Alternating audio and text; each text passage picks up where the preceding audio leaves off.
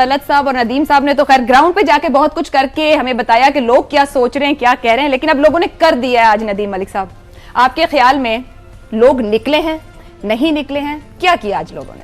पहले दिन जब हमने ट्रांसमिशन स्टार्ट की थी तो शायद आप ही ने सवाल पूछा था कि लोग जो चाहते हैं, तो मैंने कहा था कि 8 को जो नतीजा आएगा जो लोग चाहते हैं शायद उससे मुख्तलिफ हो। मैं अभी भी उसके ऊपर कायम हूँ, जो लोग चाहते हैं शायद नतीजा उससे मुख्तलिफ हो। जो वोटिंग टर्न आउट के ऊपर भी एक्सपेक्टेशन थी शायद उससे थोड़ा कम है।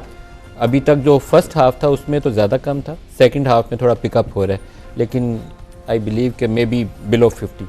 लास्ट इलेक्शन में 51 पॉइंट समथिंग था, अभी मुझे लगता है कि शायद 45 समथिंग हो, इससे ऊपर ना जाए, फिर 40s में रहेगा, इससे ऊपर जाता भी लगता नहीं। हो सकता है फार फ्लंग एरियाज़ के नताइज आएँ तो मुख्तलिफ लगे। बाकी वोटिंग पैटर्न्स को देखें तो पीटीआई की तरफ से जो लार्जली फील था कि इनकी तंजीम नहीं है, ये एक्सपेक्टेशन इनकी ये है कि इनका वोटर खुद जाएगा और वोट डालकर आएगा सिर्फ इमरान की अपील के ऊपर। तो मुझे नहीं लगता कि उतनी बड़ी तादाद में ये अपनी मोबिलाइजेशन कर पाएँ। शहरी हलकों में फ़र्क पड़ेगा, जैसे यहाँ पर सलमान नकम राजा का हल्का है तो वहाँ पे एक्टिविटी नज़र आएगी आपको, लतीफ़ खोसा में एक्टिविटी नज़र आएगी आपको, लेकिन ये अक्रॉस पाकिस्तान ये सब जगहों पे ये नहीं होगा। ख़ास तौर पर जो कस्बे हैं, देहात हैं, छोटी जगह पे, वहाँ पर आपको वोटर को मोबिलाइज़ करना पड़ता है, ट्रकों पे, ट्रालियों पे, टांगों पे बिठा कर लेके जाते हैं। वहाँ पर एक मिसिंग लिंक होगा जहाँ पीटीआई को नुकसान होगा। दूसरा जो फर्स्ट हाफ में स्लो डाउन था वोटिंग में, और ख़वातीन के जो पोलिंग बूथ हैं वहाँ पर ख़ास तौर पर कंप्लेंट्स हैं, और बाज़ जगहों पर ऐसा है कि एक घर के 4 वोट एक जगह पे हैं, 2 वोट एक जगह पे है, तीसरा वोट एक तीसरी जगह पे है, और ये काफ़ी कॉमन कंप्लेंट है। उससे कुछ प्रॉब्लम्स आएंगी जो मुझे लगता है कि एंड में हो सकता है कि जो हमारी ट्रेडिशनल पॉलिटिकल पार्टीज हैं, नून लीग और पीपल्स पार्टी, उनको कुछ जगहों पे बेनिफिट करे। दुरुस्त हो गया, मतलब ये कि शिकायत ना हो तो फिर तो हमारा इलेक्शन तलत सा मुकम्मल नहीं हो सकता। शिकवा ना हो या ये ना कहा जाए कि यहाँ धांधली वहाँ धांधली, तो फिर तो इलेक्शन ही ना लगेगा। कोई भी इलेक्शन मुकम्मल नहीं होता शिकायत के बगैर। अमेरिका जो बड़ी एक कभी जमहूरियत है, उसके अंदर जो इंतखाबी अमल के बारे में उनके अपने विनिंग और लूजिंग कैंडिडेट्स तवील अरसे से कहते चले आ रहे हैं, उसके बाद तो लगता है कि कोई भी इलेक्शन जो है शिकायत के बगैर नामुकम्मल ही है। निस्बतन शिकायतें कम है। याद रखें कि हमारे पास 91,000 के करीब पोलिंग स्टेशन हैं। उसमें से अगर इलेक्शन कमीशन के दादा शुमार के मुताबिक 55 ऑफिशियल कंप्लेंट्स आई हैं, जो उनके बयान के मुताबिक 45 जिसमें से रिजॉल्व कर ली गई हैं, तो मेरे ख्याल में ये बहुत ही मिनिस्क्यूल नंबर लगता है कंसिडरिंग कि हम क्या सोच रहे थे। हमारा सबसे बड़ा खदशा क्या था कल जब हम डिस्कशन कर रहे थे कि कहीं दहशतगर्दी के बहुत बड़े वाकयात ना हो, कहीं वायलेंस ना हो जाए, पोलिंग स्टेशन के ऊपर बंदूकें ना निकल आए। एक दो जगह पर हमें ऐसी रिपोर्टें आई कि नबर्द आजमा हुए, एक दूसरे के खिलाफ फायरिंग भी हुई, वो तो नॉर्मल है हमारे, लेकिन नॉर्मल है, ये एटलीस्ट लॉ ऑफ एवरेजेस आपको अप्लाई करना पड़ता। तो एक दूसरा ये कि वोटर टर्नआउट के बारे में याद रखिएगा कि 2 स्पर्ट्स आते हैं रिवायती तौर पर। एक स्पर्ट सुबह के वक्त आता है जो स्लो स्पर्ट होता है, जिसके अंदर लोग 8 से लेके 12 साढ़े 12 बजे तक वोट कास्ट करने के लिए या लाए जाते हैं या वो निकलते हैं। उसके बाद होता है 12 से लेके 2-2:30 बजे तक का लंच टाइम, जिसके अंदर लोग ये सोचते हैं कि हम लंच के बाद निकलेंगे। तो सेकंड स्पर्ट जो आता है वो अमूमन सुबह के स्पर्ट को थोड़ा सा टॉप अप करता है। तो इस वक्त जो हमारे पास इतलात हैं और जो पार्टी सेक्रेटेरिएट के अंदर उनके अपने नुमाइंदगान ने बताए हैं, उसके मुताबिक 35 से 38% जो है वो 45 से 35 होगी। मतलब ये उनका अपना एस्टीमेट है। सबसे ज्यादा आबादी इस पर वोटर है पाकिस्तान। लेकिन ये देखें कि इंतखाबात जो है, मैं 1997 का हवाला दूंगा, 35% आपका वोटर टर्नआउट था। 90 की दिहाई में बहुत सारे इंतखाबात हुए, 39% उसको वोटर टर्नआउट था। और ये भी याद रखिए कि जब एक बड़ी जमात तितर बितर हो और उसका निज़ाम दरम बरम हुआ हो, तो उसके वोटर ने जो बाहर निकलना था वो किसी वजह से अगर नहीं निकलता तो voter turnout will naturally come down. तो लिहाजा मैं हलकों में एक तो वोटर टर्नआउट ओवरऑल देखेंगे, हम ये भी देखेंगे कि हलकों के अंदर जमात के कैंडिडेट को कितना वोट पड़ा, यानी लाहौर के हलकों में कितना वोट पड़ा है, कराची के हलकों में कितना हल्के देखे जाएंगे, हल्के देखे जाएंगे जमात के वोट के हवाले से। तो मैं by safe guess would be something between 36 to 39। चलें जी, हमारे पास 35 से 45 की तो विंडो आ गई। अब साहब आपकी जाने वाली आगाज में एक बात थी, मिसिंग लिंक।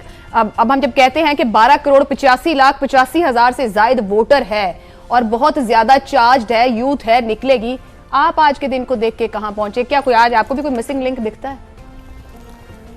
मुझे मिसिंग लिंक तो अभी पता चल जाएगा थोड़ी देर बाद, लेकिन जो वैसे एक अपील भी कर दे, भी 15-20 मिनट हैं, कोई लोग रह गए तो वोट के लिए निकल जाएं, अब बस मजीद ना आराम करें। हाँ नहीं, मेरा ख्याल है अब जिनके घरों के करीब होंगे वो तो पहुंच जाएंगे, अंदर चले जाएंगे तो उनको वोट कास्ट हो जाएगा, वरना तो मुश्किल ही है। अगर आपने बस मिस कर दी तो कर दी।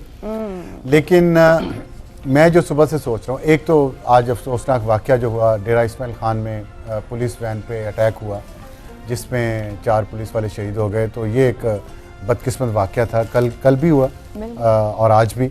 लेकिन इसके अलावा ओवरऑल पुरअमन इंतखाबात हो गए आज। तो आज मैं उन लोगों के लिए ये शायद ख़बर होनी चाहिए जो लोग मुसलसल ये बात कर रहे थे कि इंतखाबात नहीं होंगे।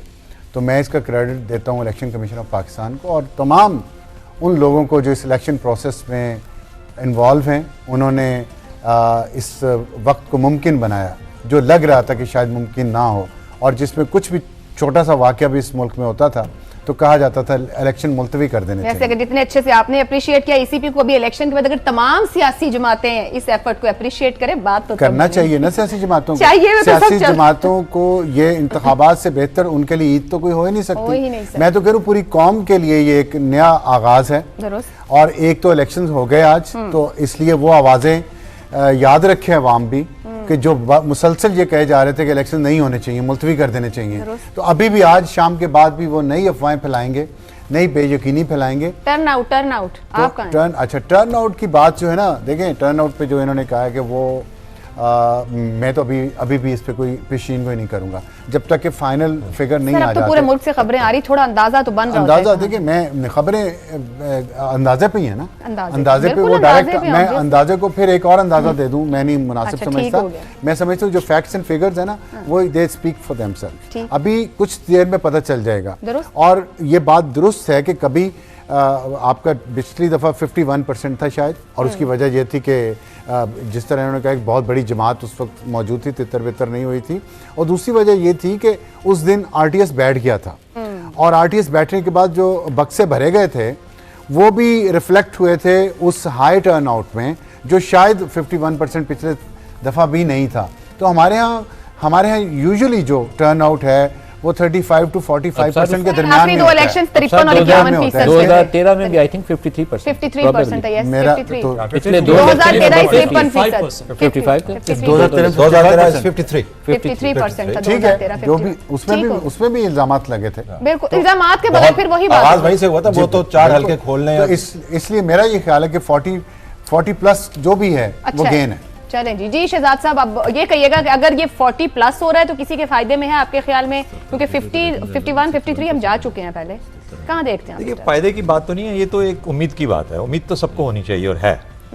और दूसरी बात ये कि क्या इतने बड़े मुल्क के अंदर जो पसमानदा भी हो, 25 करोड़ की आबादी में से 12 करोड़ वोटर हो, और इतना वेल कनेक्टेड भी ना हो, यानी हमारी कनेक्टिविटी भी बड़ी उस पर सवाल आता है कि कितनी जल्दी लोग पहुंचते हैं, किस तरह पहुंच पाते हैं, ये तमाम चीज़ें। तो जब आप 40-50% देखते हैं, बहुत अच्छा टर्न आउट होता है, it's not a bad turn out. लेकिन कंपेयर करें दुनिया के बाकी ममालिक के साथ, अमेरिका 70%, स्कैंडिनेविया 90%, 95%, लोग वहाँ पे ड्यूटी समझते हैं। वो कहते हैं ये हमारी फर्ज है कि हमने वोट डालना। सर, मगर हम 53 से 51 और अगर आज ये लोग कह रहे हैं 40 पे हम आ जाते हैं, तो फिर हम कहाँ जा रहे हैं? जिन हालात में हम रहते हैं, जिस किस्म के हमारे पस मंजर रहा है, जो